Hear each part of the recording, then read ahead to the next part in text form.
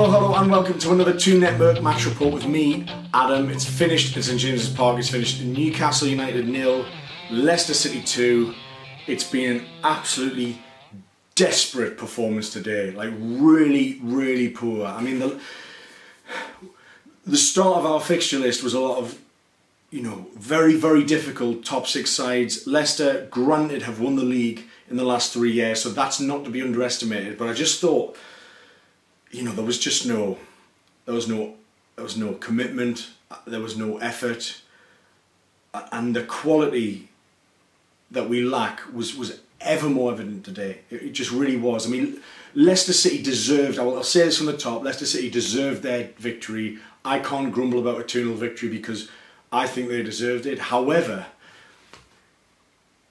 Leicester City, as good as they are, and they do have better players than us in most positions, not every position, but most positions, they didn't even need to play at their best today. They didn't have to hit top gear today, and that's so disappointing. When the only shot that you get on target in an entire match is from your own half, that's relegation form. And we've had the draw against Palace could have been construed as a positive point, as with Cardiff, but ultimately they're games that we should be getting more against. Not necessarily because based on the squad that we have, because we're severely lacking in squad depth. I mean, for this game, Fernandez, Dummett, that's half our defence out. Rondon, who came off at half time against Crystal Palace, out with a thigh strain. So already Clark comes in, Kennedy shifted to left back, Hosselu starts again, and Hosselu probably had our best chance in the entire game. He got the ball on the left hand side of the box, he drove, and he just took his time. He didn't have a left foot. He tried to peel it back onto his right foot, but he's just too hesitant, and those chances against that quality of opposition do not linger for that long. And Maguire came in, snuffed out the danger. I mean, even a toe peg in that situation is probably going to be better than nothing, which ultimately there was nothing. We didn't get a shot, and from set pieces we didn't really do anything. Leicester dominated, they had more chances, they looked more dangerous. When you've got the likes of Vardy and Iheanacho, two very good, fringe international strikers, and you've got Maddison, who I've been really impressed with since he made the step up to the Premier League in summer. And he was pushed out on the left hand side, but he dictated a lot. He was given so much space, and this is what I'm saying about they didn't even have to reach top gear. They were casual a lot of the time. They didn't break sweat a lot of the time. Wilfred Ndidi, I thought, was one of the best players in the park today. I thought he was everywhere. He snuffed out a lot of danger, did a lot of unsung work.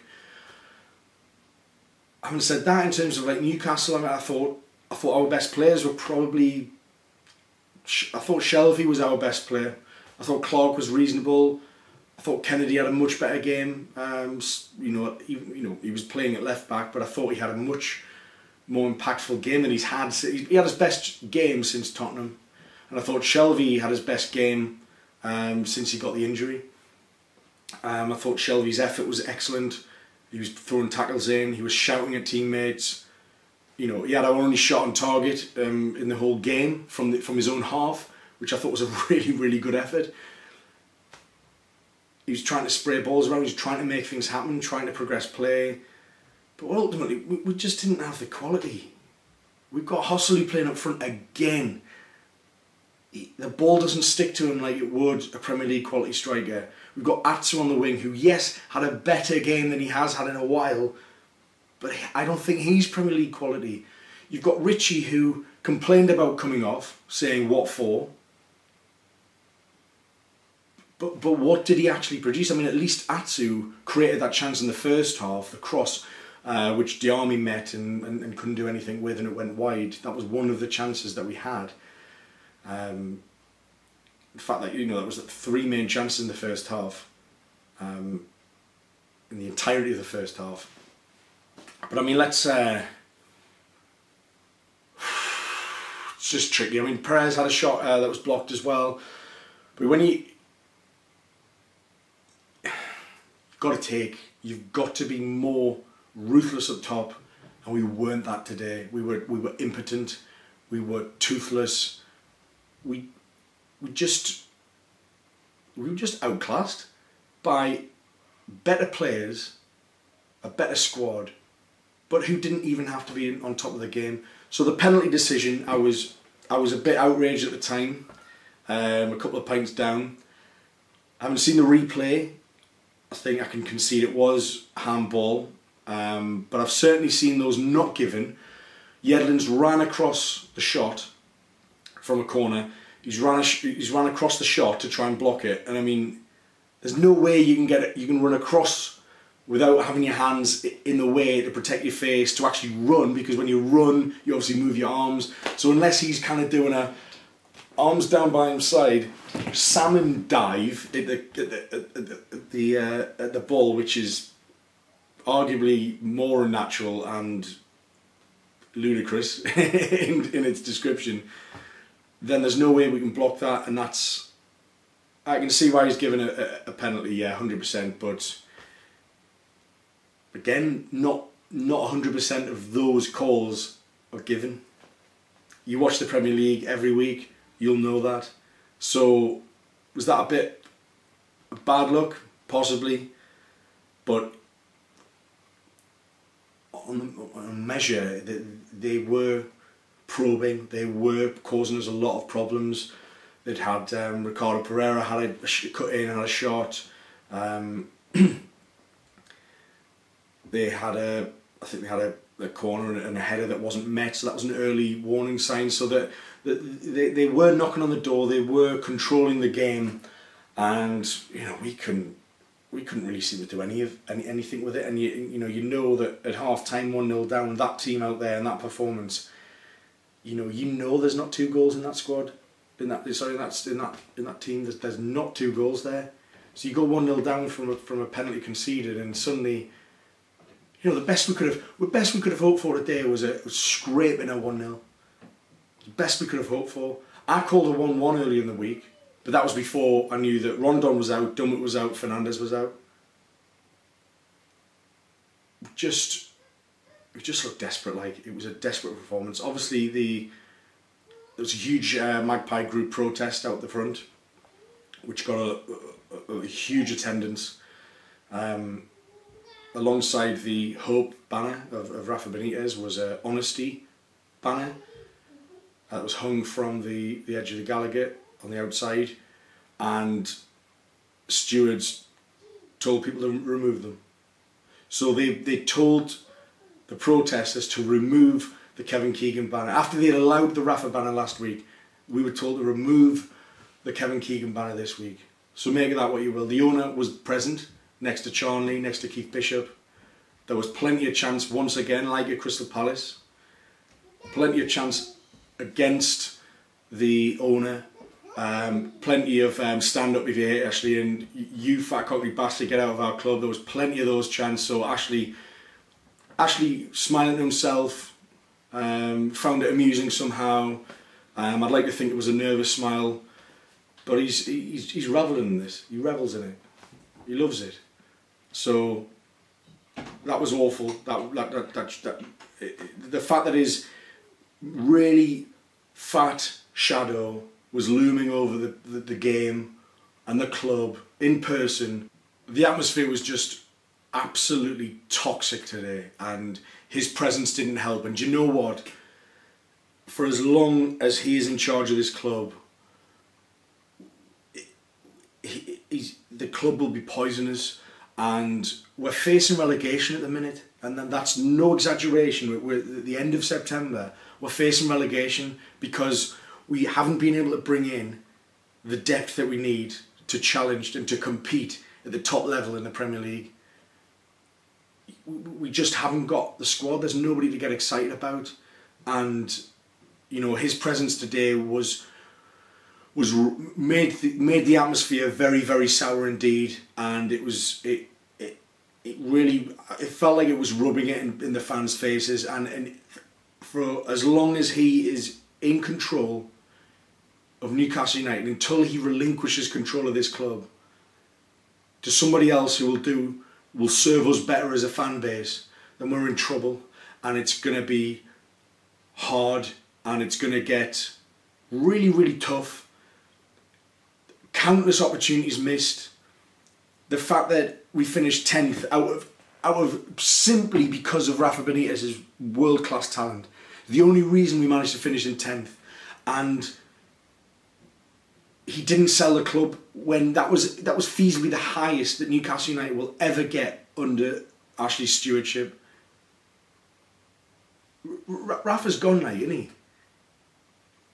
Why would you? And of course everyone's turning on Rafa, and yes, Rafa is not beyond criticism, but look at the players he has to work with.